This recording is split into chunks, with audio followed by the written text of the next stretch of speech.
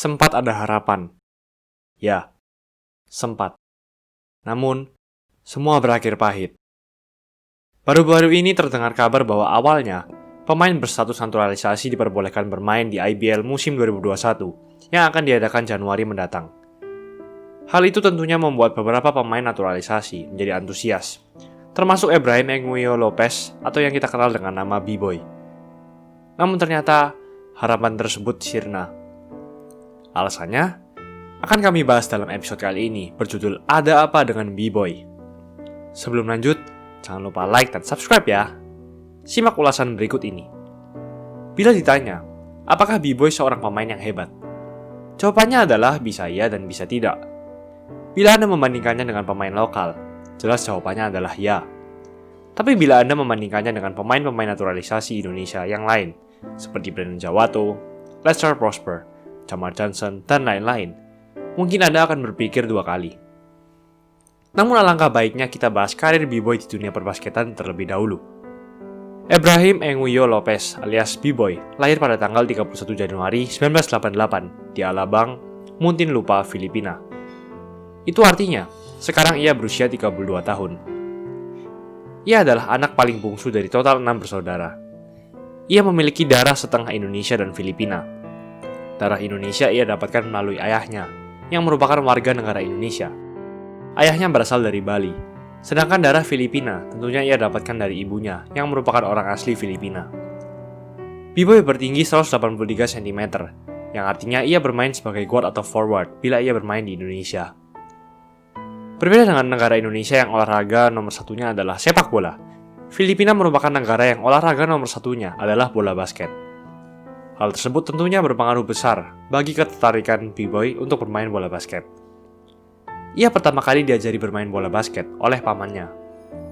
Ia juga sering menyaksikan pertandingan bola basket di TV yang disiarkan di Filipina. Lalu saat ia masuk ke bangku SMP, ia mulai aktif dalam mengikuti kompetisi-kompetisi basket.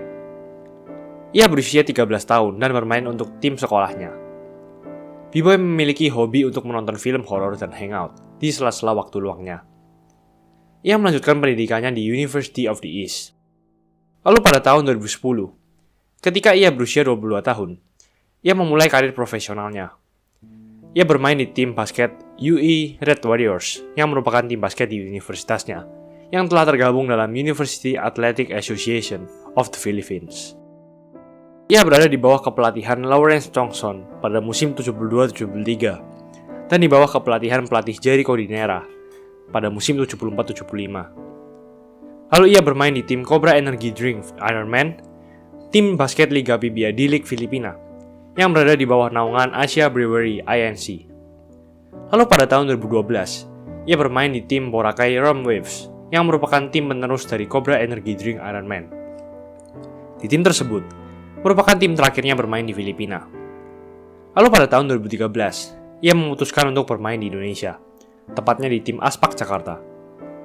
Ibrahim Enguio Lopez, yang sebelumnya berkewarganegaraan Filipina, tentunya harus melewati proses panjang agar dapat bermain di liga profesional tertinggi di Indonesia, yaitu IBL. Salah satunya adalah menjadi warga negara Indonesia alias WNI. Maklum saja, karena IBL atau yang saat itu masih bernama NBL, saat itu belum memperbolehkan pemain-pemain import untuk bermain di Indonesia. Tidak seperti sekarang yang bahkan ada 3 pemain import sekaligus yang bermain dalam satu tim. Dengan menjadi warga negara Indonesia alias WNI, B-Boy secara resmi menjadi pemain basket naturalisasi Indonesia pertama, jauh sebelum adanya Jamar Johnson, Lester Prosper, dan Brandon Jawato. Saat ditanya, mengapa ia bisa tertarik bermain di Indonesia? Hal tersebut bermula dari bulan Oktober 2011, di mana tim yang ia bela sedang melakukan pertandingan uji coba atau sparring melawan Aspak Jakarta.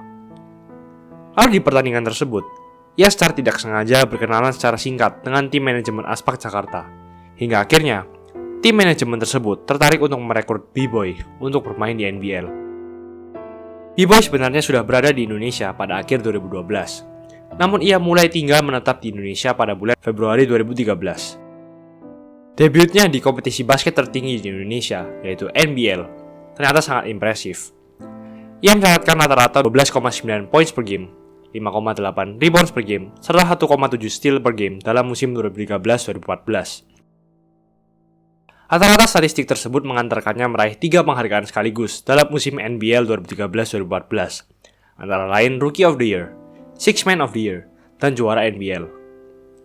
Penghargaan Rookie of the Year ia dapatkan setelah mengalahkan saingannya yaitu Caleb Ramon Gemilang, MVP IBL 2019 yang saat itu masih bermain di tim Satya Wacana.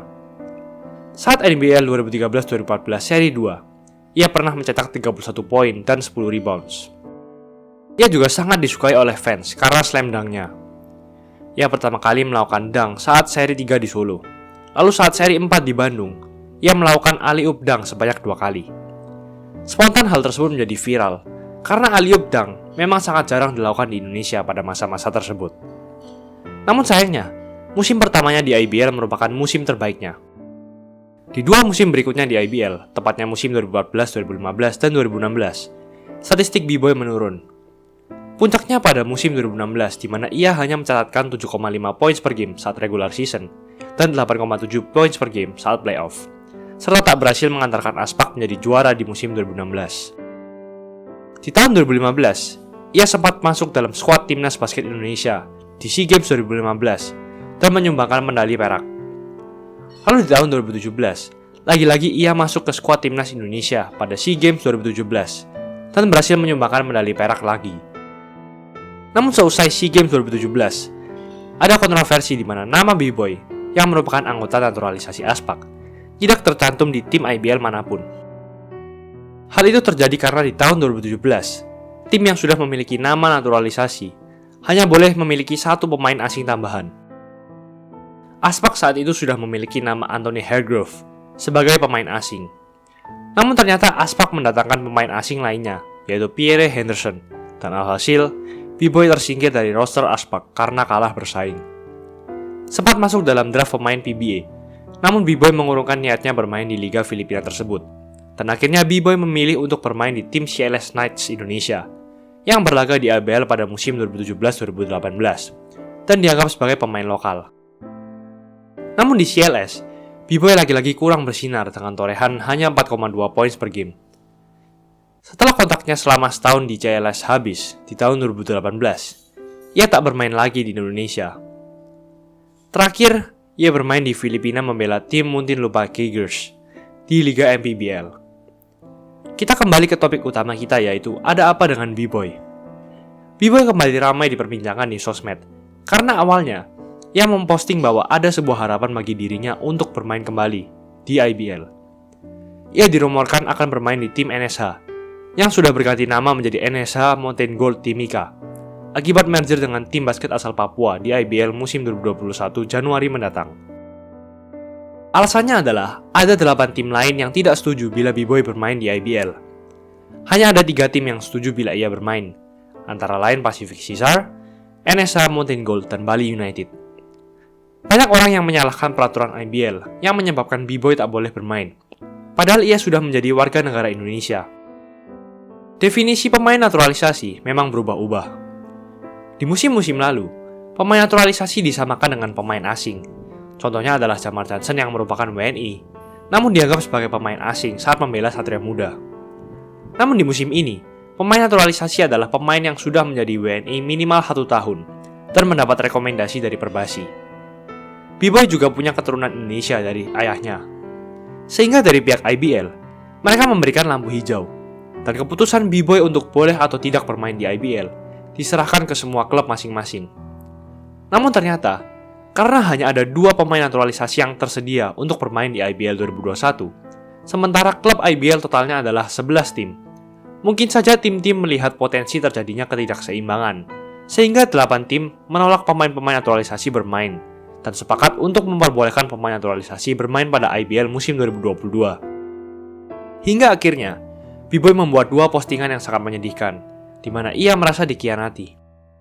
Ya, memang sangat menyedihkan melihat pemain yang sudah 2 kali memberikan medali bagi Indonesia. Pemain yang memiliki darah asli Indonesia, namun masih tetap dilarang bermain di Indonesia. Kita berharap bahwa B-Boy selalu mendapatkan terbaik dalam karir basketnya, dan tentunya bisa sesegera mungkin kembali bermain dan membela nama Indonesia. Itulah ulasan mengenai episode kali ini. Jangan lupa like, komen, dan subscribe agar channel ini bisa berkembang dan menghasilkan video menarik lainnya. Thanks for watching. I'll see you in the next video.